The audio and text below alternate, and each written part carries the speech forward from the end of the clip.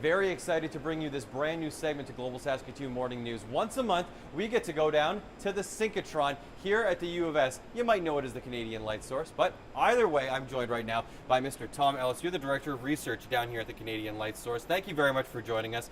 And the bid took place in 1999. You were on the side for the University of Western Ontario, but in the end, the more important thing was getting one of these in Canada, right? It was very important. At that time, Canada knew that we needed to have reinvestments in major research facilities, and the Canadian Light Source was the project that was being pitched, and it went to the University of Saskatchewan, and I'm delighted that it's come here.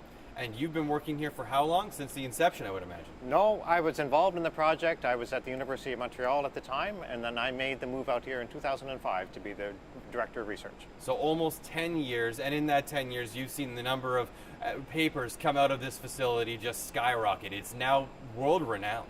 Absolutely. In fact, just recently we celebrated the fact that we had a 1,000th paper come out of the Canadian Light Source, and that's a major accomplishment. And we're looking very forward to this segment. We're going to not just spend our time up here on the mezzanine, not that the view isn't spectacular, but we plan to actually delve on down there a little bit too and get a look at the research. What are some of the projects going on right now? Well, this is a typical day at the Canadian Light Source. We have 12 beam lines operating down below here. And what that means is there's 12 different research groups that have come to the facility. They've planned experiments, and now they have their opportunity to use the facilities here to do exciting research. And there are several from the local community, from University of Saskatchewan, but we have researchers here from University of New Brunswick, University of Toronto, even from Ohio State University. So they are not necessarily fully worldwide, but across the continent, and that is obviously a tremendous accomplishment for Saskatoon to have in the first place. Next up, tell me a little about some of these projects. We were earlier discussing something involving uranium. Yes, that's actually something that's highly relevant, of course, to Saskatchewan. We mine a lot of uranium in the province.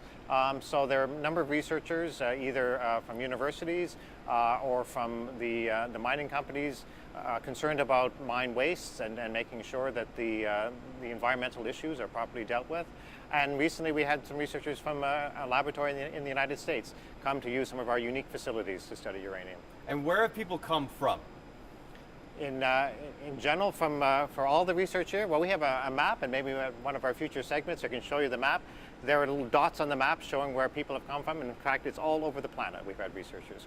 And what has been your absolute favorite project for interest's sake? I mean, you being a scientist, I can imagine your scope is probably pretty broad.